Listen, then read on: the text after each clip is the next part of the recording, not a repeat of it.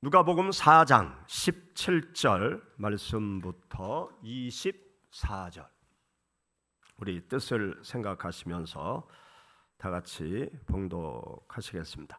선지자 이사야의 글을 드리거늘 책을 펴서 이렇게 기록된 데를 찾으시니 그 주의 성령이 내게 임하셨으니 이는 가난한 자에게 복음을 전하게 하시려고 내게 기름을 부으시고 나를 보내사 포로된 자에게 자유를, 눈먼 자에게 다시 보게 함을 전파하며 눌린 자를 자유롭게 하고 하였더라. 책을 덮어 그 맡은 자에게 주시고 앉으시니 회당에 있는 자들이 다 주목하여 보더라. 이에 예수께서 그들에게 말씀하시되 이 글이 오늘 너희 귀에 응하였느니라 하시니 그들이 다 그를 증언하고 그 입으로 나오는 바 은혜로운 말을 놀랍게 여겨 이르되 이 사람이 요셉의 아들이 아니냐. 예수께서 그들에게 이르시되 너희가 반드시 의사야 너 자신을 고치라 하는 속담을 인용하여 내게 말하기를 우리가 들은 바 가버나움에서 행한 일을 내 고향 여기서도 행하라 하리라. 또 이르시되 내가 진실로 너희에게 이르노니 선지자가 고향에서는 환영을 받는 자가 없느니라. 아멘. 할렐루야. 감사합니다. 하나님께서 환절기에 강건한 축복으로 함께 하시길 축원합니다. 요즘 하나님께 계절의 바뀜에 감사하고 있습니다. 무더운 여름철이 가지 않을 것 같았는데 선선한 가을이 돼서 사계절이 있는 대한민국에 사는 게 정말 큰 축복이구나 그런 생각이 듭니다. 1년 내내 여름과 같이 덥다 그러면 어떻게 살겠어요? 사계절이 있으니까 가을, 겨울, 봄, 여름 좀 힘든 시간들이 있어도 기다리면서 참고 또 새로운 계절을 느낄 수 있어서 감사한 그러한 계절입니다. 우리들이 교회 나와서 예배를 드리죠. 우리가 예배를 드리는 그 예배 내용을 보면 우리가 찬양을 드리고 또 말씀도 함께 읽고 말씀도 듣고 헌금도 하고 이렇게 우리가 예배를 드리고 있습니다. 그런데 우리가 이렇게 예배 드리는 내용이 어느 날 갑자기 이렇게 만들어진 게 아니에요. 2000년 아니 4000년의 역사와 전통 속에서 오늘날의 이러한 예배가 만들어져서 우리가 하나님께 예배를 드리고 있습니다. 지금의 교회의 모양과 가장 근접한 성경의 모습이 무엇인가 하면 회당이에요. 회당. 예수님께서 갈릴리 바다 주위에서 사역을 하실 때 또 예수님께서 성장하신 나사렛 동네에서 사역을 하실 때 안식일 날이 되면 어디를 찾아가셨는가 하면 회당에 늘 찾아가셨어요. 회당에 찾아가셔서 예배를 드렸는데 2000년 전 예수님 당시 회당에서 드리는 예배를 살펴보면 회당 예배에 어떤 내용을 담아서 예배를 드렸는가 하면 첫째, 하나님께 기도를 드렸습니다. 하나님께 기도를 드리고 그리고 두 번째 찬양을 드렸어요. 그리고 세 번째 성경 말씀을 봉독했습니다. 그리고 네 번째 성경 말씀을 해석하고 교훈하는 그러한 가르침의 시간이 있었어요. 그리고 하나님께 예물을 드리는 그러한 내용을 가지고 하나님께 예배를 드렸던 것입니다. 예수님께서 오늘 본문 말씀에 보면 안식일 날 회당에 찾아가셔서 성경 말씀을 읽으셨다고 그랬어요. 두루마리 성경책을 가져다가 성경 말씀을 읽으셨는데 어떤 성경 말씀을 읽으셨는가 하면 구약 성경 이사야 성경 말씀 이사야 성경 말씀 중에 이사야 61장 내용이 기록된 두루마리 성경 말씀을 찾아 꺼내서 회당에 나와서 예배 드리는 사람들 앞에서 성경 말씀을 읽으셨습니다. 이사야 61장 1절, 2절, 3절 그 말씀을 읽으시고 예수님께서 엄청난 말씀을 하세요. 어떤 말씀을 하시는가 하면 이 말씀이 응하였다. 아주 충격적이고 놀라운 말씀을 예수님께서 하셨습니다. 우리가 함께 읽은 본문 말씀 가운데 우리 누가복음 4장 17절 말씀부터 21절의 말씀 우리 다시 한번 읽어보시죠. 선지자 이사야의 글을 드리거늘 책을 펴서 이렇게 기록된 데를 찾으시니 곧 주의 성령이 내게 임하셨으니 이는 가난한 자에게 복음을 전하게 하시려고 내게 기름을 부으시고 나를 보내사 포로된 자에게 자유를, 눈먼 자에게 다시 보게 함을 전파하며 눌린 자유를 자유롭게 하고 주의 은혜의 해를 전파하게 하려 하심이라 하였더라. 책을 덮어 그 맡은 자에게 주시고 앉으시니 회당에 있는 자들이 다 주목하여 보더라. 이에 예수께서 그들에게 말씀하시되 이 글이 오늘 너희 귀에 응하였느니라 하시니. 아멘. 이 본문 말씀에서요 우리가 주목해야 될 말씀이 있어요. 그 주목해야 될 말씀이 바로 21절의 말씀이에요. 여기 21절에 이 글이 오늘 너희 귀에 응하였다 라고 말씀하시는 주님의 말씀, 이 말씀이 오늘 본문의 키포인트예요. 예수 그리스도께서 이 말씀이 응하였다 라고 말씀하시는 이 말씀의 의미가 무엇일까요? 여기 이 말씀이 응하였다 라고 말씀하셨는데 이 말씀은 이사야 61장의 말씀을 말하고 있는 것입니다. 이사야 61장 여러분들 한번 찾아보세요. 이사야 61장 1절 2절의 말씀을 지칭하고 있는데 이사야 61장 1절 2절 다 같이 봉독해 보시죠. 주 여호와의 영이 내게 내리셨으니 이는 여호와께서 내게 기름을 부으사 가난한 자에게 아름다운 소식을 전하게 하려 하심이라. 나를 보내사 마음이 상한 자를 고치며 포로된 자에게 자유를, 갇힌 자에게 노임을 선포하며 여호와의 은혜의 해와 우리 하나님의 보복의 날을 선포하여 모든 슬픈 자를 위로하되. 아멘. 이 이사야 61장의 말씀은 누가 예언한 말씀인가 하면 이사야 선지자가 예언한 말씀입니다. 이사야 선지자는 예수님께서 탄생하기 전 700년, 주전 700여 년경에 이스라엘에서 활동하던 선지자였어요. 그런데 어느 날 이사야 선지자가 하나님 앞에 깊이 기도를 하는데 하나님께서 엄청난 환상과 계시를 보여주시는 거예요. 어떤 환상과 계시를 보여주고 주셨는가 하면 이스라엘 나라가 우리나라처럼 남북으로 갈라져 있었어요. 북쪽은 북이스라엘, 남쪽은 남이스라엘. 북쪽의 수도는 사마리아, 남쪽의 수도는 예루살렘. 이렇게 남북으로 갈려져 있었어요.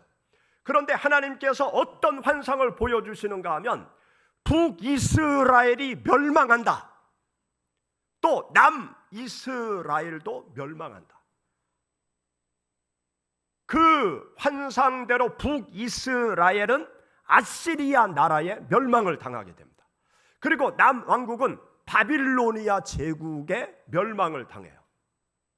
그런데 이사야 선지자가 기도하는 중에 그런 환상을 보게 됐는데 하나님께서 그 멸망 이후에 어떤 일이 일어날 것인가, 거기에 대해서 계시의 말씀을 주세요. 어떤 계시의 말씀을 주시는가 하면 이스라엘 백성들이 다시 나라를 되찾게 될 것이다. 민족의 회복에 대해서, 민족의 독립에 대해서 하나님께서 말씀하세요.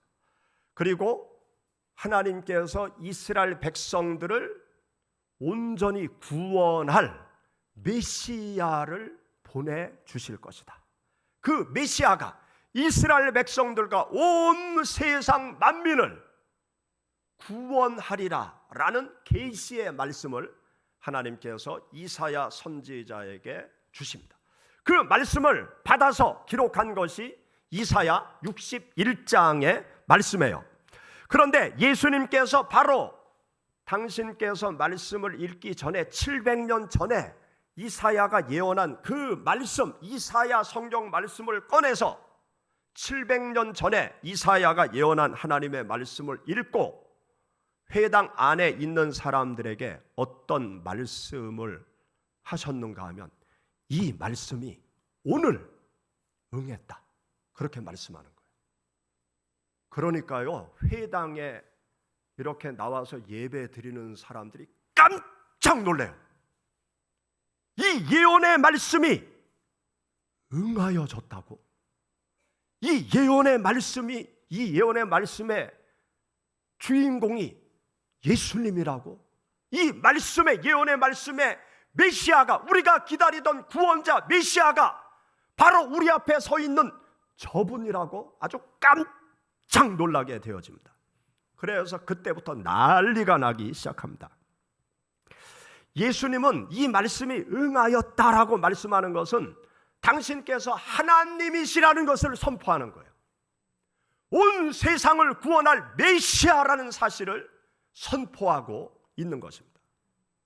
이 말씀에 깜짝 놀란 회당에 들어와 있는 나사렛 동네 사람들, 어떻게 했을까요? 예수님을 죽이려고 했어요. 네가 목수 요셉의 아들이 아니냐? 여기 성경 말씀이 그러잖아요. 네가 목수의 아들인데 어찌 네가 메시아라고 그러느냐? 네가 어찌 하나님이라고 그러느냐?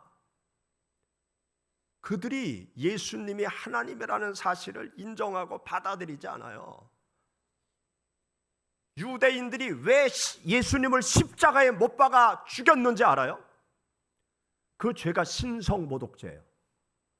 예수님이 하나님이라고 그러니까 예수님을 신성모독죄로 대제사장을 필두로 수많은 제사장들이 바리새파, 골수분자, 사두개파, 율법사, 이 모든 사람들이 일치단결해서 어떻게 인간인 내가 하나님이라고 그러느냐? 너는 신성을 모독한 거다! 그러면서 예수를 십자가에 못 박아 죽인 거예요. 예수님을 하나님으로 인정하지 않은 거예요.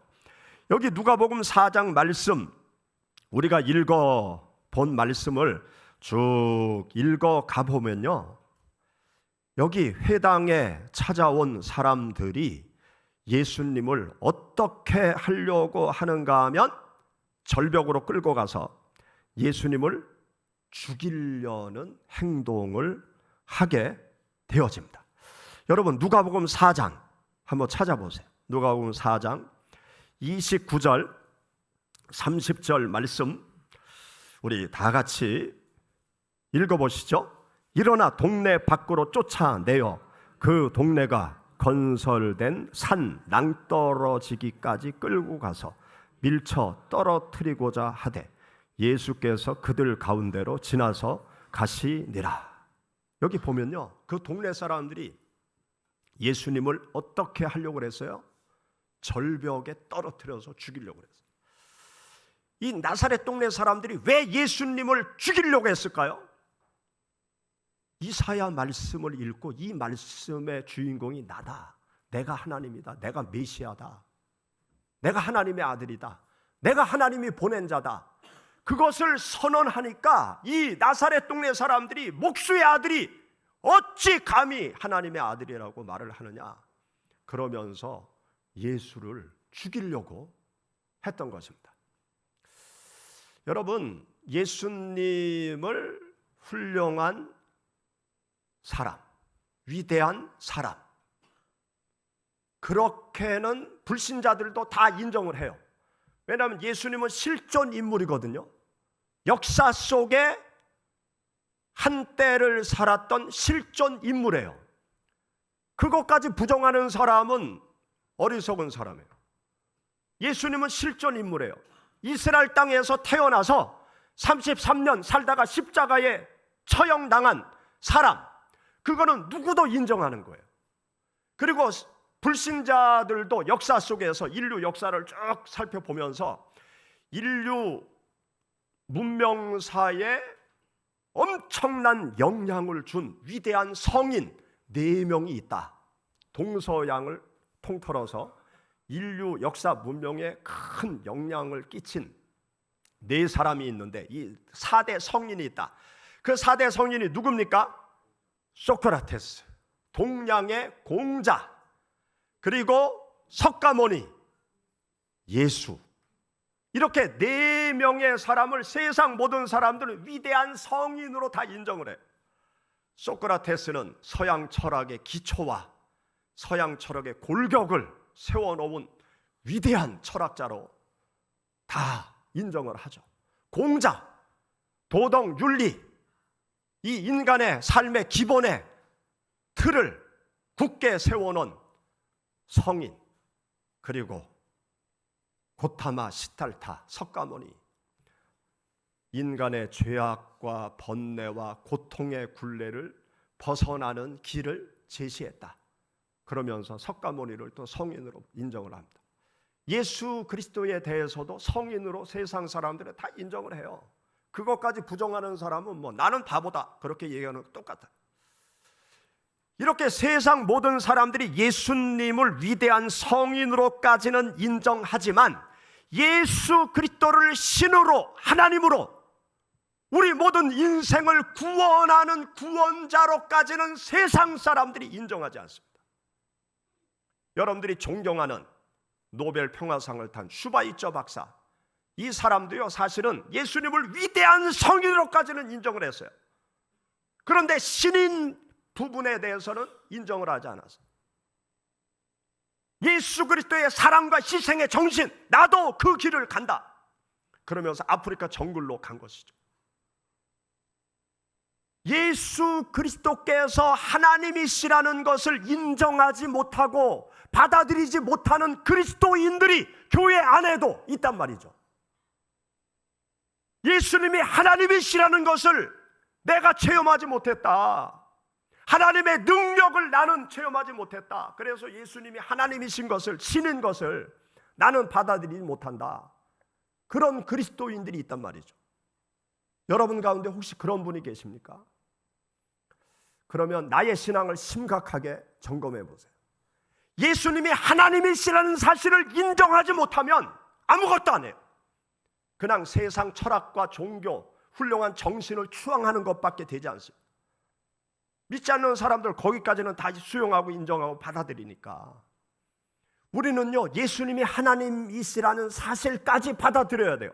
예수님이 하나님이시라는 사실을 내가 깨닫고 믿고 하나님으로 내 삶 속에 받아들이고 하나님의 다스림과 통치를 받는 하나님의 백성들이 되어야 하는 것입니다.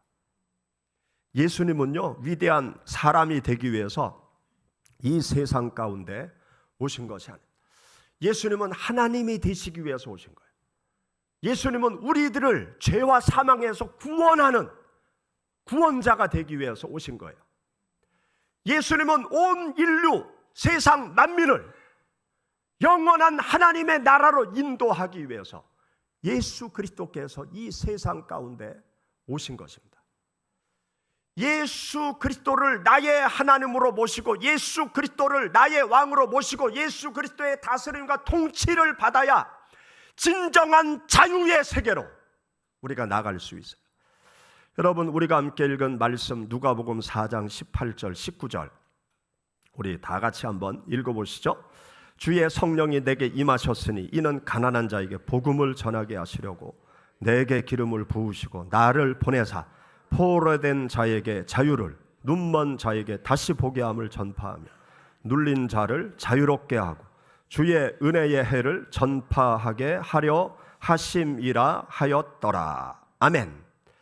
여기 말씀에 보면 예수님께서 우리들을 자유케 하신다는 거죠.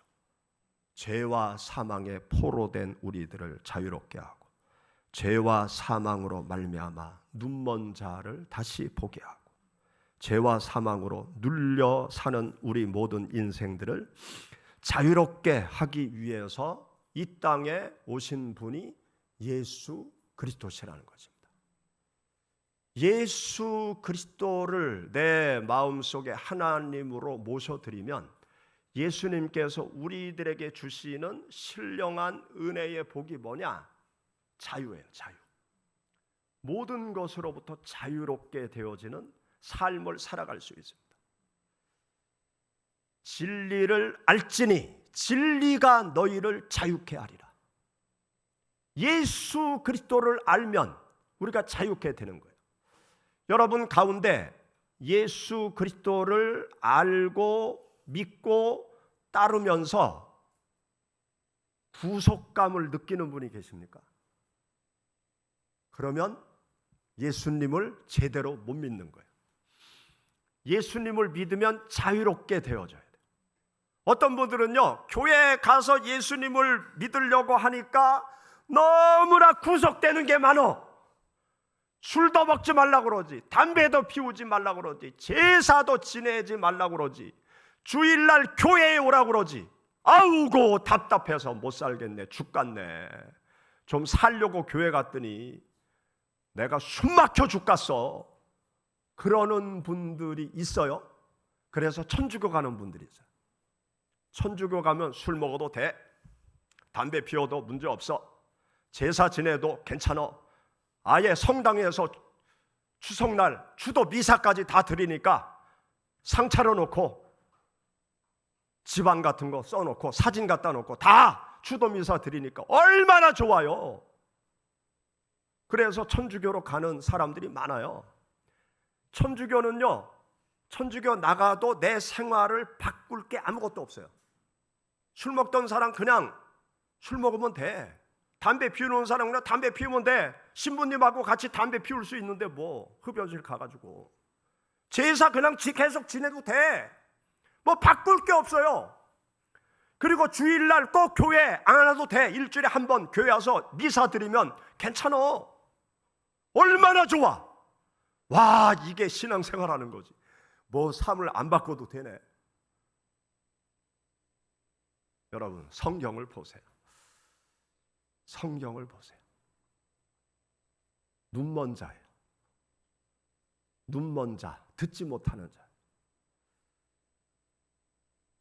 우리가 예수 그리스도를 나의 하나님으로 모셔드리면 죄악된 것은 끊어버려야 돼요. 죄악의 모양도 끊어버려야 돼요. 그것을 붙잡고 있는 한 자유할 수 없어요. 아니, 귀신을 섬기면서 어찌 자유의 세계로 나갈 수 있습니까? 제사는 귀신에게 제사하는 것 아니에요. 죄악의 모양을 가지고 어떻게 거룩하고 의로운 길로 갈 수 있습니까? 우리가 예수 그리스도를 믿으면 무엇이 죄인지, 무엇을 끊어버려야 되는지 알 수 있는 거예요. 그래서 예수 그리스도 안에서 죄악을 끊어버리면 죄로부터 자유로운 삶의 길로 나가는 거예요. 욕심에 사로잡혀서 살아가는 나의 삶을 제대로 바라보면 욕심의 사슬을 끊고 주님 안에서 자유함의 세계로 가는 거예요. 내가 덜 가져도 마음속에 만족과 평안이 자리 잡으면 천만금이 없어도 자유롭게 살아가는 거죠. 주님께서 우리들에게 주고자 하시는 것은 자유예요. 눌린 자를 자유롭게 하고 눈먼 자를 보게 하고 죄와 사슬에 얽매인 자를 풀어주게 하는 그 자유를 주님께서 우리들에게 주십니다. 사랑하는 여러분, 예수 그리스도를 믿을 때 예수님을 하나님으로 내 마음속에 모시기를 바랍니다. 하나님의 그 전능하신 능력을 여러분들의 삶 속에서 체험하시기를 원합니다. 하나님의 능력을 내가 체험하면서 살아갈 때 우리는 진정 자유함의 축복의 세계로 나가게 될 줄 믿습니다. 같이 기도하시겠습니다.